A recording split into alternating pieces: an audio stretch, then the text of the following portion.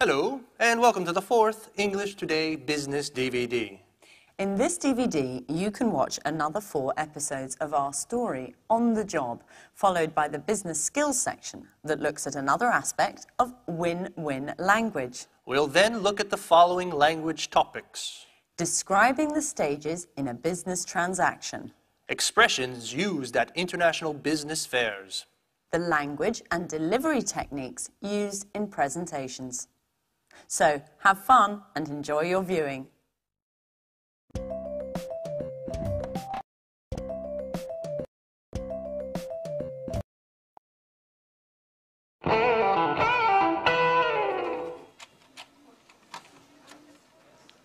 Who's in charge of delivery to the Blue Moon bookshop? Ann and I. Why? They've just telephoned complaining that they haven't received anything yet. Well, that's impossible. I sent the delivery 5 days ago. That's just it. I don't understand what could have happened. The merchandise should have arrived by now. Anne, call the shipping agents to find out what's up.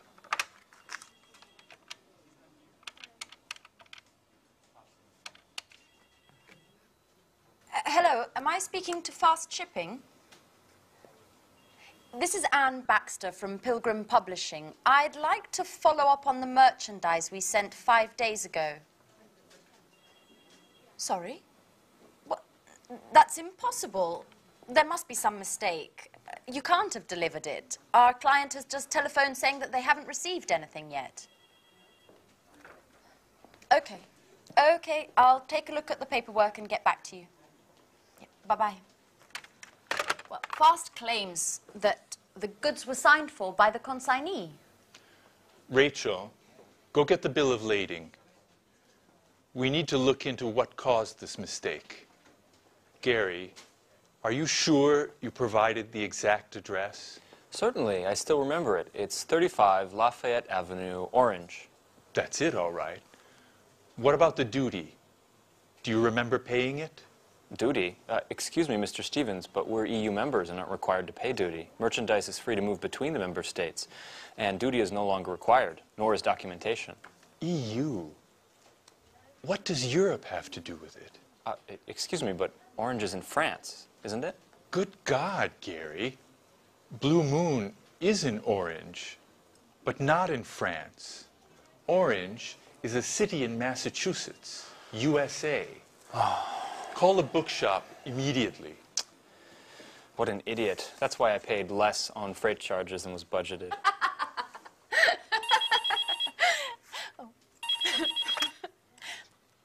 Hello, Pilgrim Publishing. This is Anne Baxter. How may I help you? Hello, this is Victoria Lee. I'm calling in regards to the shipment. I was wondering if you had any news yet. Yes, actually, I was just about to call you. Unfortunately, there's been a misunderstanding, but don't worry. We're taking care of things on our end, and you should receive the goods very soon. Could you tell me exactly what's happened? My boss is extremely upset. The shipping documents were in order. According to the bill of lading, the supplies should have already arrived. Can you explain why the merchandise is blocked in the custom warehouse? Customs? Oh, no, you see, I'm afraid there's been a slight problem in addressing the goods, and they've been sent to a destination in France instead of Massachusetts. France? Massachusetts? What are you talking about? The merchandise was destined for China. China? Excuse me, are you the owner of the Blue Moon in Orange, Massachusetts? No, I'm not. I work for Spectre. We're a multinational sporting goods manufacturer. I'm speaking with Fast Shipping. Well, actually, no. This is Pilgrim Publishing. I'm afraid you've got the wrong number. But we do have something in common. We both use the same courier.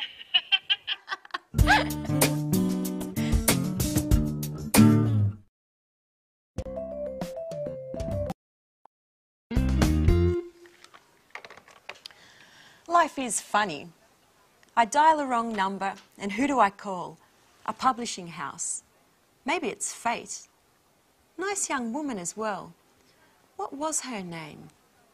Anne Baxter, that's right. We use the same couriers and are both having problems with deliveries. What a strange coincidence. Mrs. Lee, have you spoken with fast shippers yet? Not yet. The number's always busy. We have to figure out what's happened. This delivery delay is costing us a lot of money. The courier assured us that the merchandise didn't have to pass through customs, that it would have left their warehouse with the customs bill already compiled, without any additional customs requirements. That's right. Considering the shipping costs, they're so high because they include all international delivery costs, such as transit, loading and unloading, assembly, and warehouse storage costs. Just a moment. I've got it. Did you remember to attach the certificate of origin, Mrs. Lee? The certificate of origin? I don't really know what that is. It's never been required for our shipments. The certificate of origin is that document which states the merchandise's country of origin for customs purposes.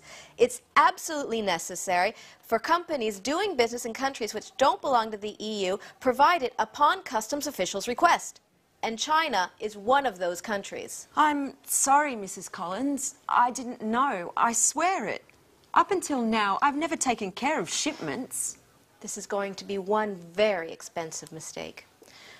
Oh, by the way, I'll be taking our losses caused by this delay out of your salary.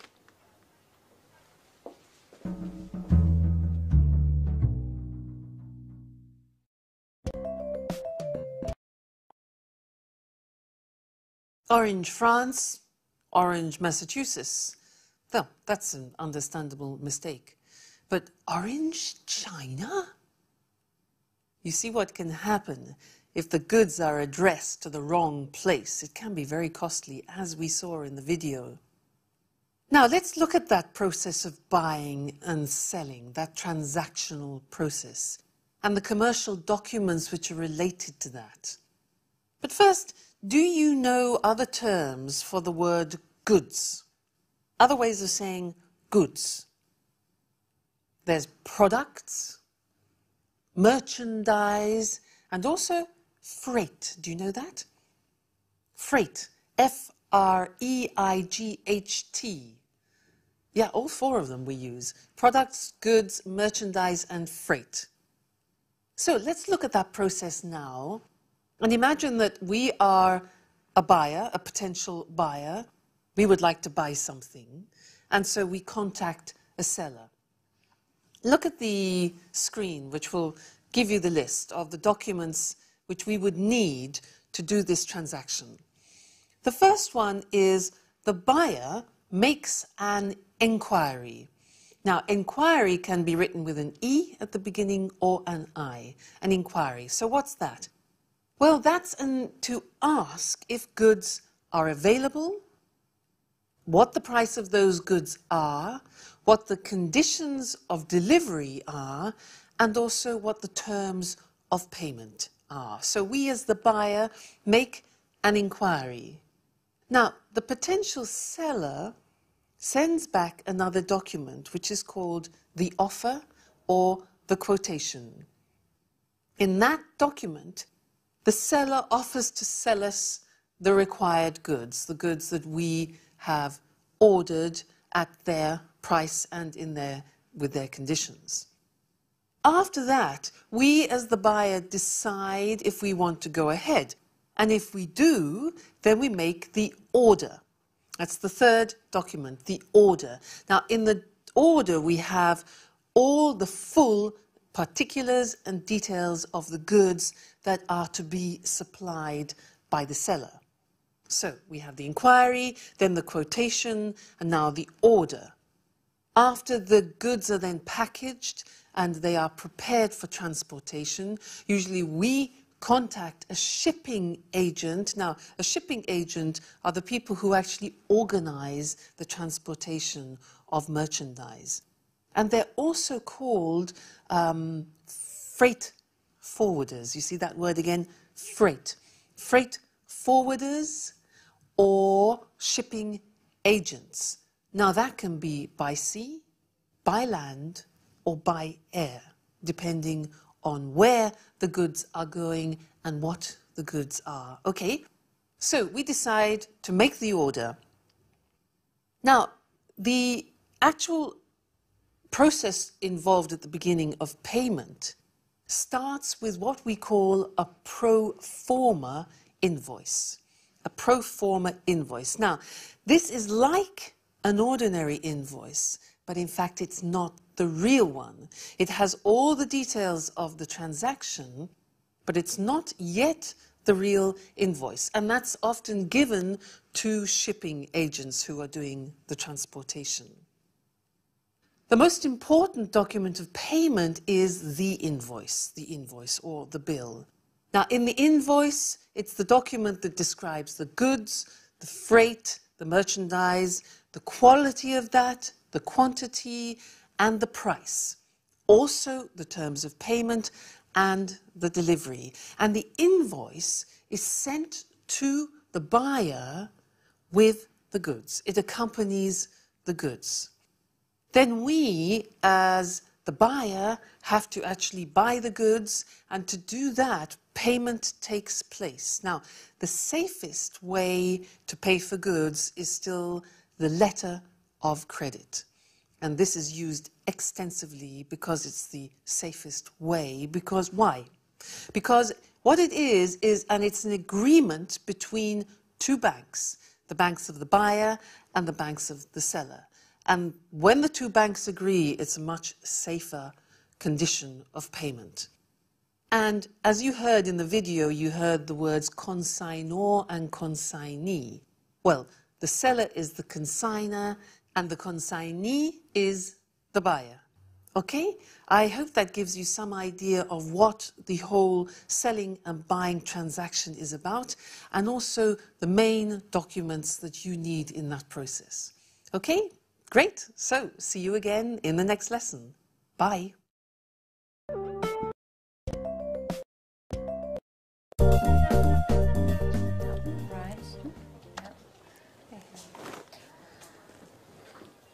Welcome back, Gary.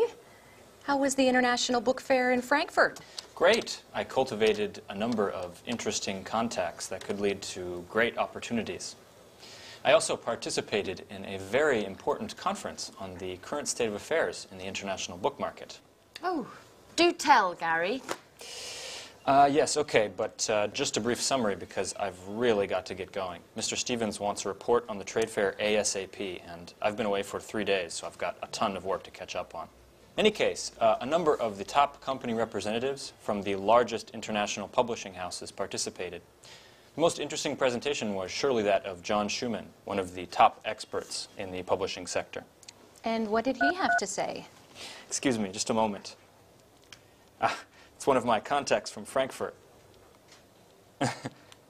As I was saying, John Schumann, using the most current data as his starting point, he determined that the publishing market is growing slowly and that the number of readers is stagnant. It's the readers who already buy books and who want to increase the size of their libraries who are responsible for sales. To cut a long story short, the current crisis has been around for a while. Unfortunately, yes. Just the other day, a friend of mine from Amsterdam in the publishing trade was telling me that his company has had to let 15 people go since the beginning of the year. You're kidding. Does that mean that we could become redundant? No, Rachel, I just finished telling you that the trade fair was a huge success. We've just got to look at these things over the long term. It's the latest technologies that will offer the most success in this market. What do you mean? I'm talking about digital editing. We are on the cusp of a revolution in publishing. In other words, the transition from printed publishing to digital publishing. I'm afraid I don't agree with you, Gary.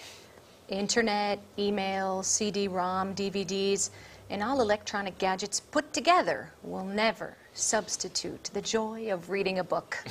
I know, Rachel, you are a Luddite, but this is the future. The owner of a multimedia publishing house from Stockholm told me that they were able to greatly lower production, distribution, and warehousing costs, all due to digital publishing. Not only that, but just think of the level of interaction we can achieve with readers via internet. And besides that, just a moment, excuse me. I bet it's one of your important contacts from Frankfurt. Yes, as a matter of fact, it is. Judging from your expression, I'd say that these contacts are mostly female.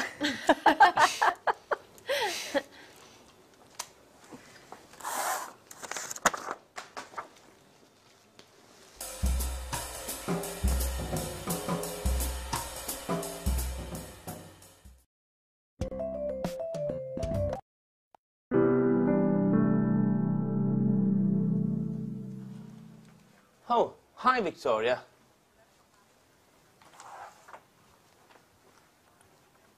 Why weren't you at the meeting this morning? Which meeting?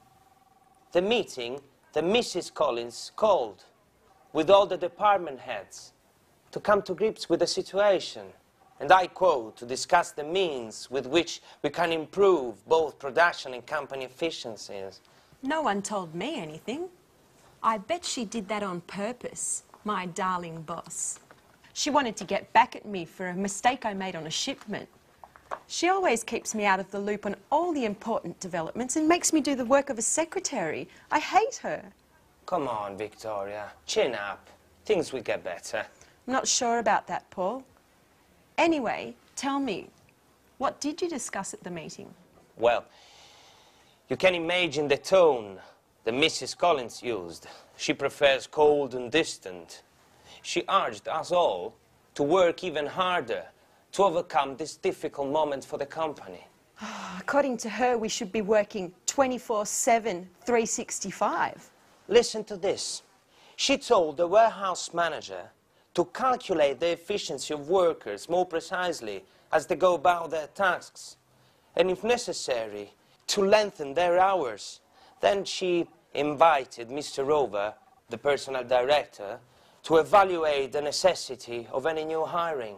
She told him that from now on, each and every short-term or long-term plan must first be evaluated and approved by her. I always said she was a dictator. Yeah. And she claims that we should be delighted at her flexibility, and that many corporate heads she knows would just resort with a huge personnel cuts to improve the situation. Oh, what an understanding woman. You bet.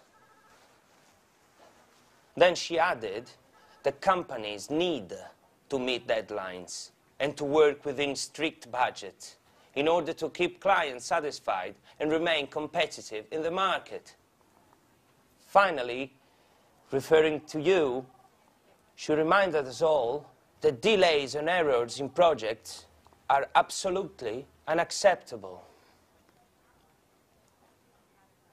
What are you doing, Victoria? Are you taking notes? No, I'm writing my letter of resignation.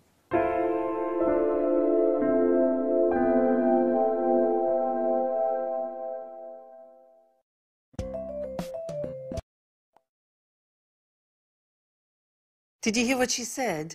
She said, I'm writing my letter of resignation. Now, do you remember what that means? Letter of resignation, it means she wants to resign, she wants to leave the company and quit her job. Poor Victoria.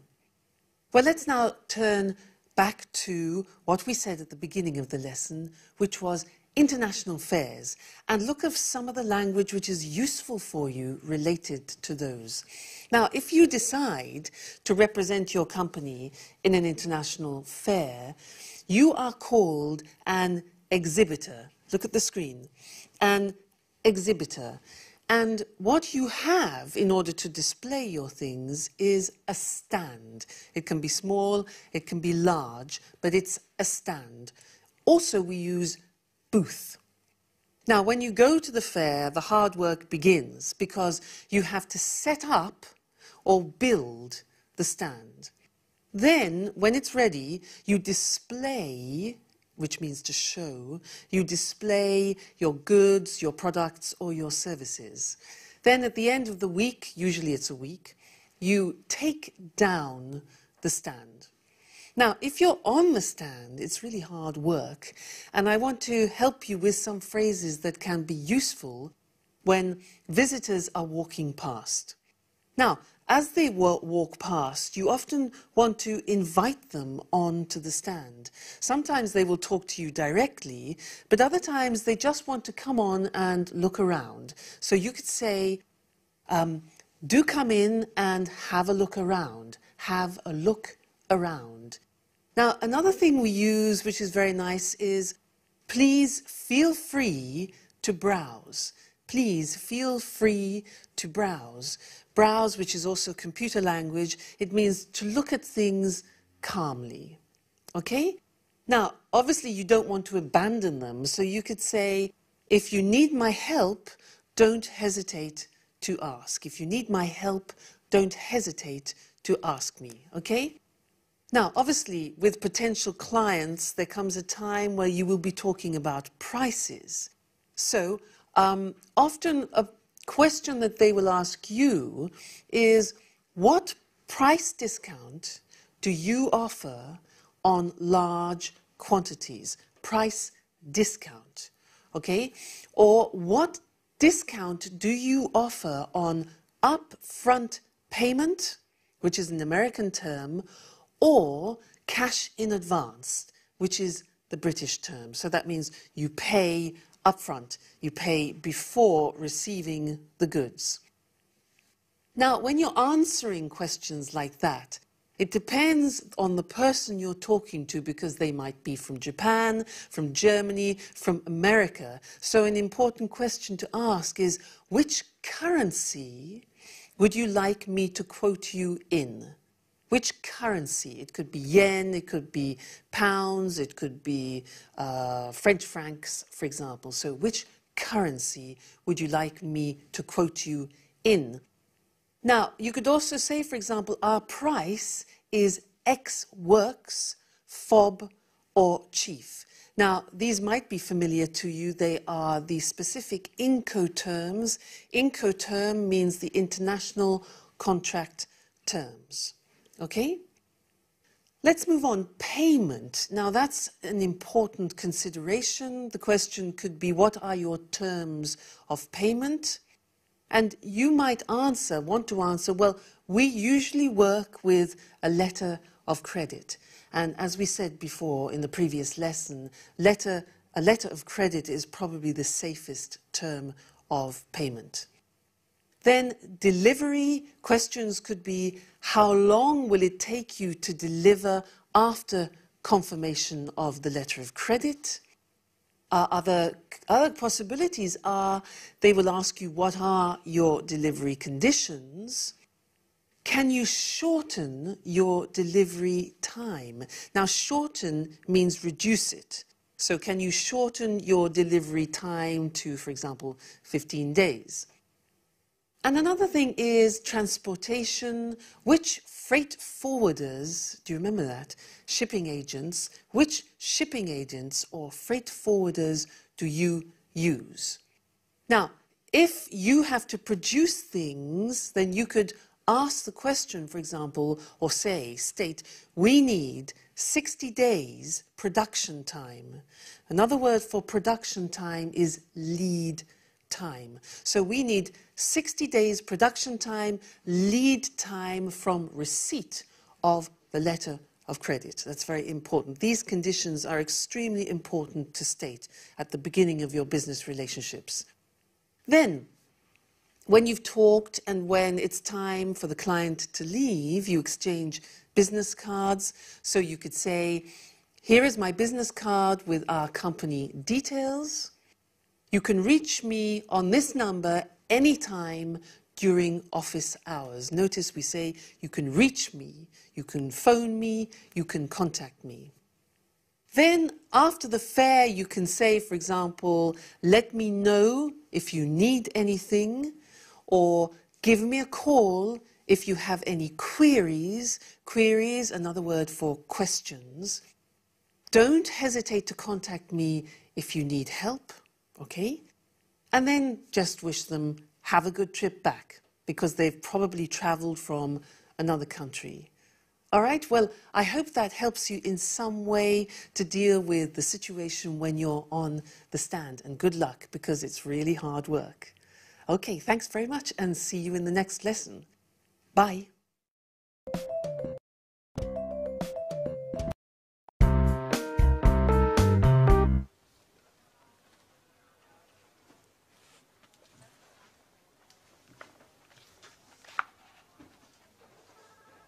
Paul, Don't tell me this is true.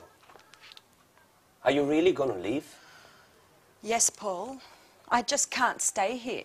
Since Mrs. Collins has arrived, the work climate has become unbearable.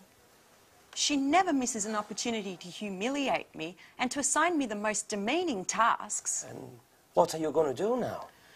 Well, I've got in touch with a number of companies.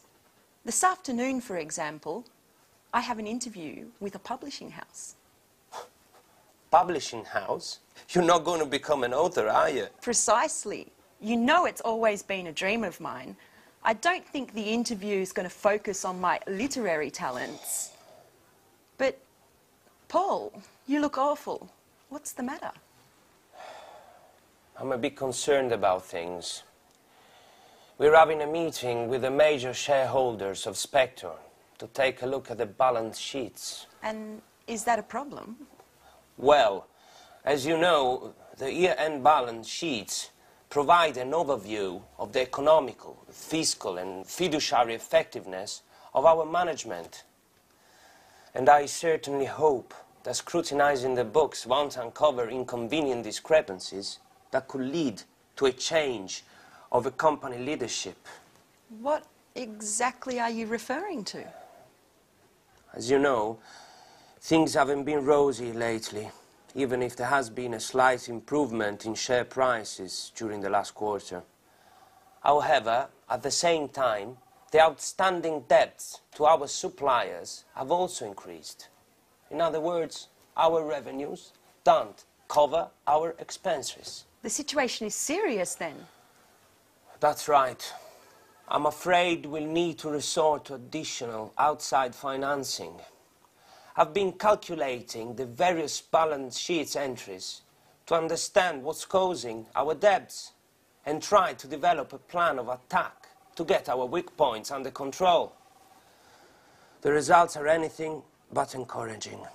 As you well know, the solidity and integrity of our financial core assets are indispensable to keeping our production capabilities intact and revenues flowing.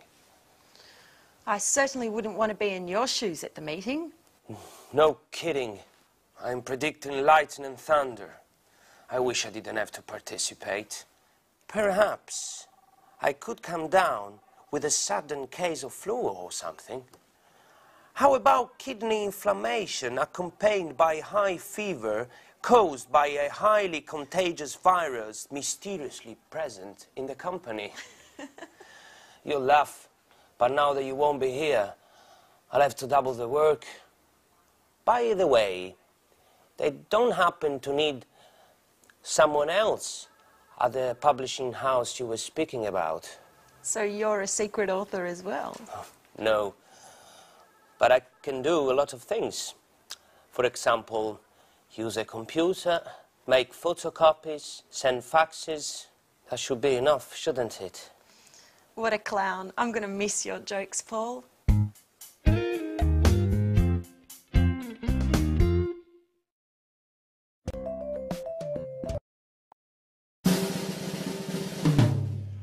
Yes, I see. I understand. But it has to be done by Friday. Is that possible? Good, good. It's very important. We'll be in touch. Thank you. Goodbye.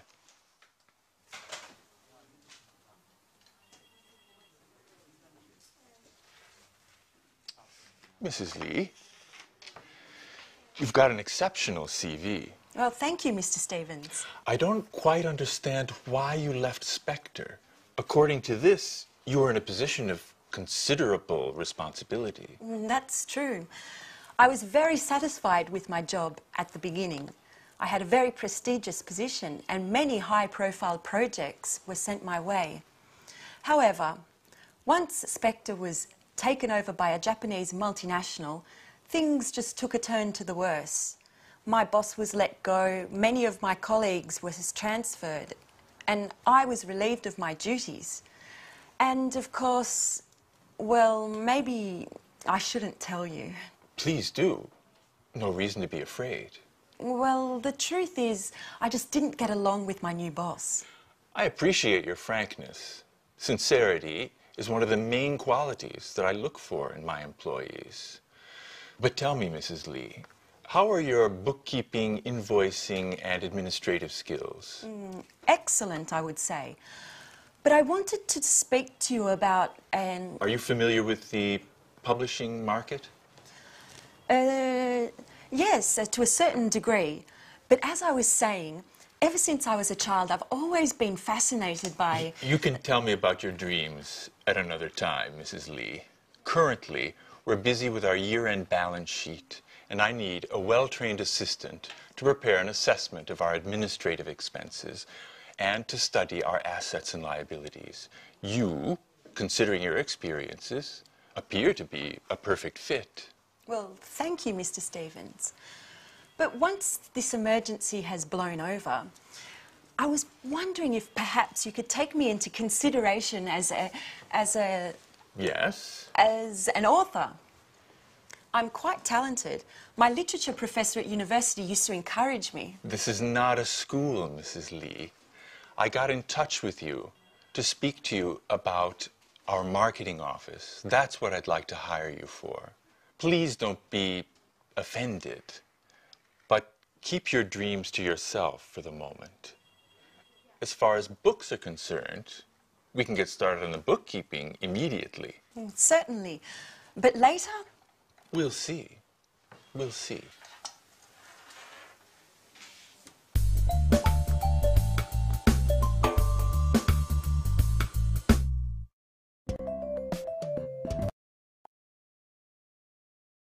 Did you notice how Mr. Stevens was reading a CV, it was Victoria's curriculum vitae, when he was doing the interview with her? Well, often, in reality, people doing interviews don't have time to read the whole CV. And so, if you're in the interview, you have to look at the information very quickly and just get the general understanding of it. So what he was doing, he was skimming for important information. And that's what I want to talk to you about now, are the 4 skills that we use for reading, which are skimming, scanning, extensive reading, and intensive reading. So let's call on the screen to look at those. Now, the first thing that I talked about was skimming, which is what I said Mr. Stevens was doing.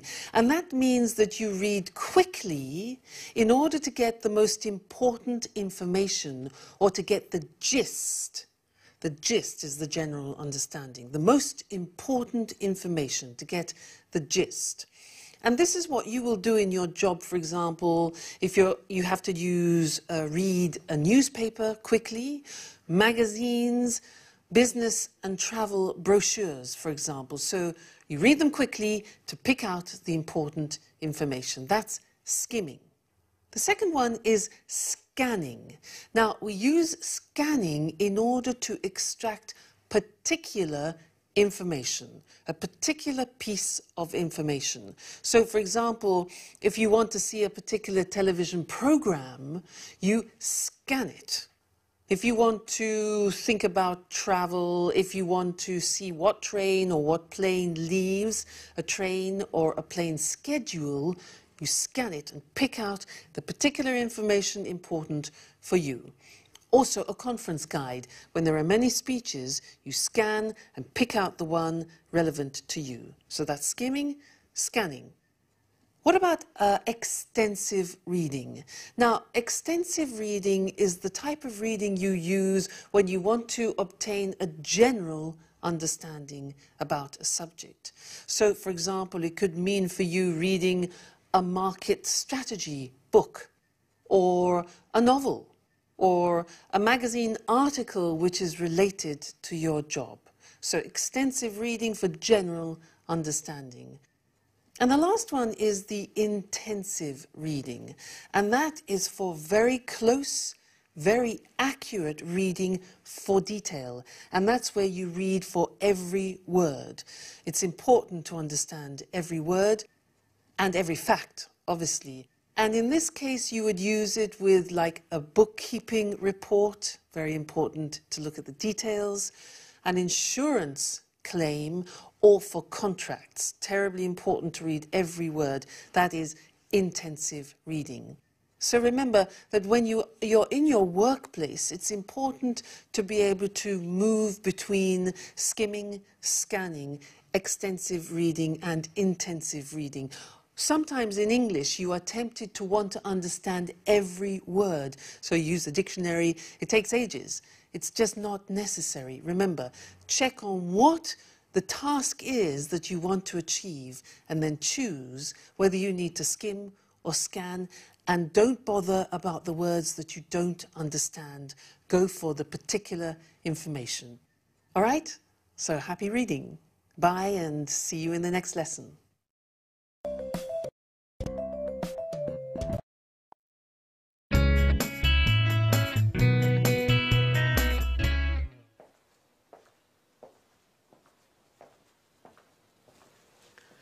Excuse me, my name's Victoria Lee. Today's my first day at work and I'd like to know... Great. Great way to start. Where is everybody? Mr. Stevens told me I was going to meet my new colleagues and they were going to explain everything. Wonder if I've come to the wrong department. Ah, you must be the new arrival. Pleasure to meet you. I'm Rachel. The pleasure's all mine. My name's Victoria Lee. Mr. Stevens asked me to show you the office and explain everything. So, over there is the fax and the photocopier. This is your desk and computer. What else? Oh, yes, you'll find a coffee machine down the hall. But please, remember... Few breaks, and please keep them short. This gentleman is Gary Reynolds, head of marketing. How do you do? I'm Victoria. Mr. Stevens tells me that we're going to be working closely together. I must say, it's quite a pleasure to spend so much time with such a lovely young lady. Happily married woman. Married with a son, as a matter of fact. Well done, Victoria. Let him know who's who. Gary's the kind of guy who can't control himself with attractive women. Thank you for the compliment, Rachel. Let's get down to work.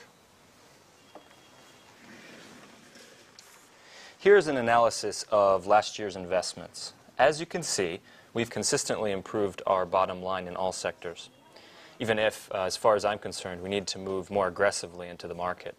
What exactly do you mean? Well, improve our e-commerce play, for example. Let's imagine for a moment that Pilgrim were to develop an advanced online catalog that would allow users to purchase directly online. Don't you think that this way we could dramatically cut our distribution costs? Certainly, but what does Mr. Stevens think? Well, he's a bit old school in his way of thinking. According to his worldview, we should focus on sales through more traditional channels. I, on the other hand, would be thrilled if you saw things more along my lines. Why don't we develop a realistic marketing strategy that includes possible e-commerce earnings? Perhaps we could convince him together. I'm afraid I can't at the moment, Gary. I've got to focus on the bookkeeping to begin with. Listen, why don't we have a little dinner together tonight and then continue working at my house? I'm married, remember, Gary?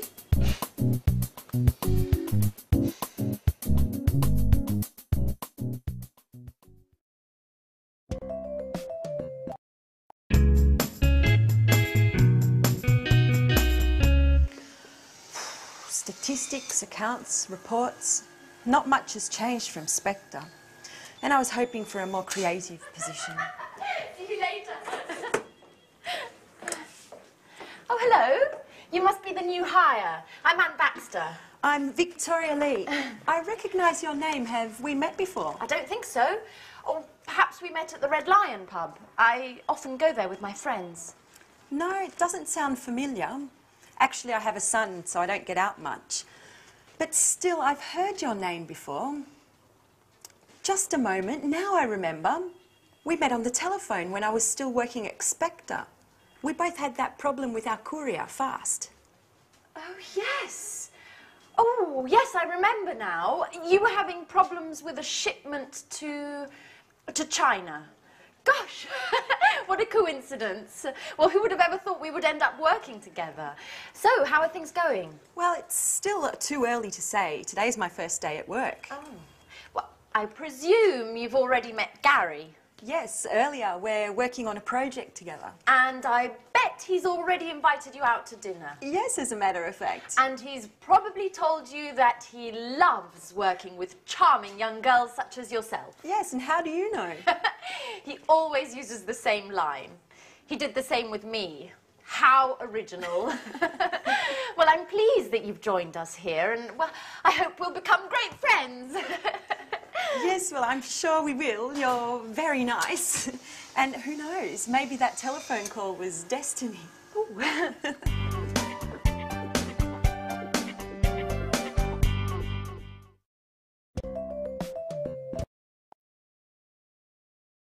So let's talk about making presentations. I think it's very important when you decide to make a presentation to give it a good structure, because that will help you when you're actually giving it.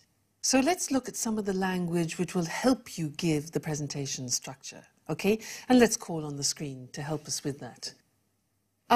First, it's important to draw everybody's attention to make sure people are quiet. So you could say, for example, shall we start? Shall we begin? Or let's get started. All right, now those are ways to draw the attention of the audience. Then you need to greet them. So you could say, for example, good morning, everyone, which is quite informal. Good morning, everyone. More formal would be, good morning, ladies and gentlemen. That's more formal. So you greet them. Then you introduce yourself. So it would be like this. And an example would be, let's get started. Good morning, everyone. Let me introduce myself. My name is Louise Evans, and I'm in charge of marketing. Okay, so you give your name and also your position of responsibility in the company. So you can say, I'm in charge of, or I'm responsible for marketing. Then you need to introduce the topic of your presentation. So you could say, the aim or the purpose, watch the pronunciation, the aim or the purpose or the objective of my presentation today is to talk about the marketing strategy. So 3 words, aim, objective, or purpose. Good. You could also say, for example, I'd like to give you a brief overview or an outline. Now that's quite similar to summary. It means a general picture. So I'd like to give you an overview or an outline of our marketing strategy. Then you need to usually divide the presentation up into 3 or 4 or 5 points. So we could say, I'll divide my presentation up into 4. Notice we say, I'll divide my presentation up into. It's quite complicated, that. I'll divide my presentation up into 4 points. Now, another word for points is items, or we could say headings, areas, sections, or subjects. Please don't say arguments, because an argument means a heated conversation between 2 people. So, I'll divide my presentation up into 4 main points, items, headings, areas, sections, or subjects. Then you need to look at the verbs that you can use, because you can say then, firstly, I'd like to discuss the marketing strategy. I'd like to introduce the marketing strategy. I'd like to look at is the same as analyze or consider. I'd like to explain, that means talk about the details so that people understand. I'd like to examine, I'd like to show, and I'd like to illustrate. These are the main verbs that you would use when describing what you're going to do. So firstly, you can say firstly, secondly, and finally, or last of all. So you see, you divide it up into sections. Firstly, secondly, finally, last of all. Now, it's often a good idea to talk about the duration, the length of your presentation, because often business presentations can be too long and boring. And if you say, for example, my presentation shouldn't take longer than 30 minutes, people are psychologically prepared and feel happier that they're not going to have to sit through a whole load of slides on a long, long explanation. Give them a time reference. Then, you need to decide when you're giving your presentation if you want people to interrupt you during it or if they should ask questions at the end of your presentation. Now, if you want to invite participation during the presentation, you could say, for example, please feel free to interrupt if anything's not clear. Okay? Please feel free to interrupt if anything's not clear, if you want to ask questions. Now, sometimes in a shorter presentation, you would prefer to take questions at the end of the presentation. So you could say something like this. If you have any questions, could I ask you to keep them until the end of the presentation? Let's look at that again. It's not easy. If you have any questions, could I ask you to keep them until the end of the presentation, when I'll be very happy to answer them? All right? So there you keep control of how much interruption you have in your presentation. So we've said, firstly, I'd like to discuss or I'd like to talk about the marketing strategy. Now, when you want to move on to the second point, you can say in English, good, now let's move on to my next point. Move on to my next point. Another possibility is, good, that brings me to my next point. So that's moving the presentation forward. If somebody interrupts you and you don't want to handle the interruption at that moment, you can say, yes, that's a very good question, but can I come back to that later? So recognize the question and say, that's a good question, to show that you're going to deal with it, but then say, can I come back to that later? And of course, if you say that, make sure you remember that question, make a mental note, and always answer it.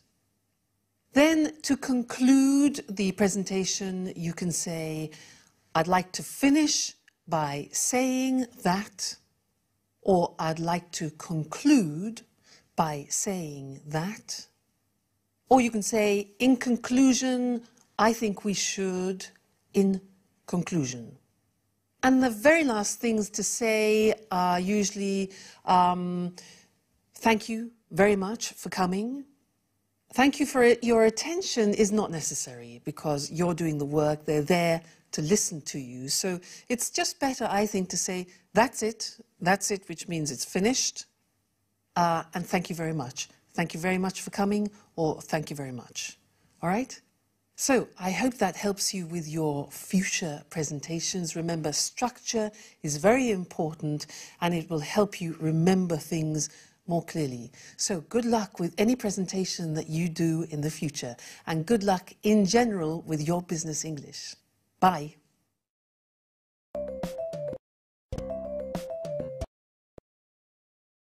Hello, and here we are for the last Business Talk program.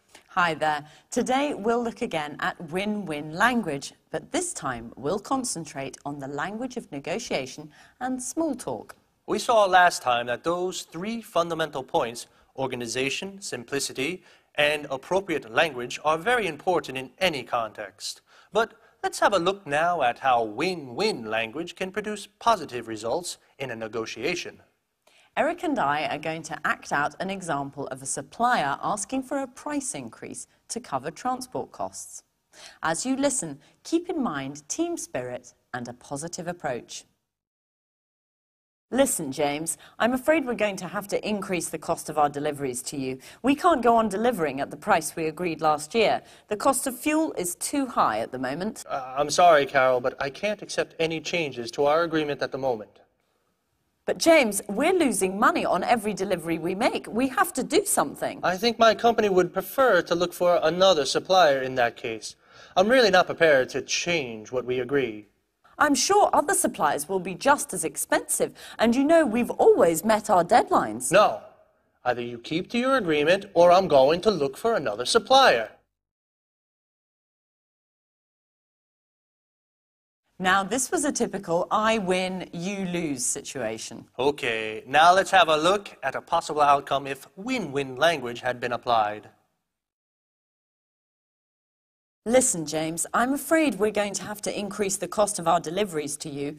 We can't go on delivering at the prices we agreed last year. The cost of fuel is too high at the moment. Carol, this is very difficult. Let's try to see if we can find an alternative solution.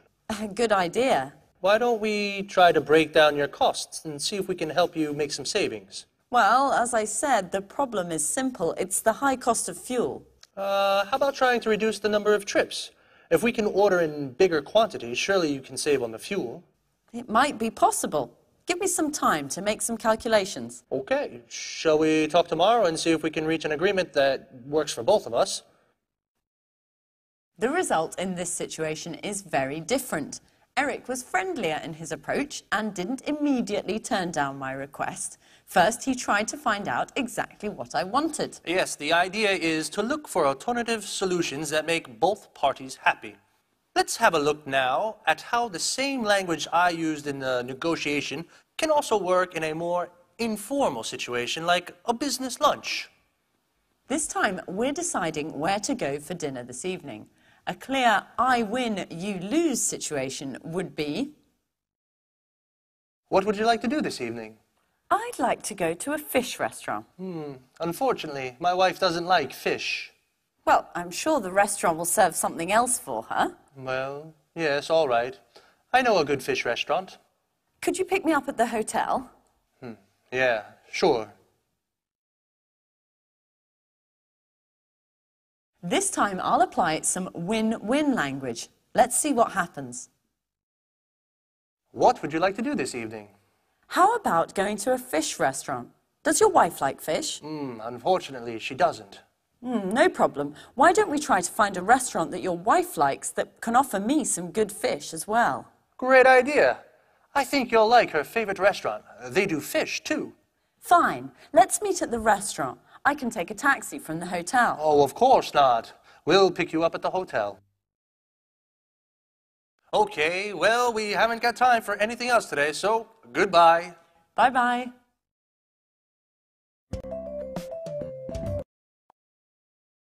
So, if you're negotiating or deciding where to go for an informal business dinner, win-win language can really make a difference.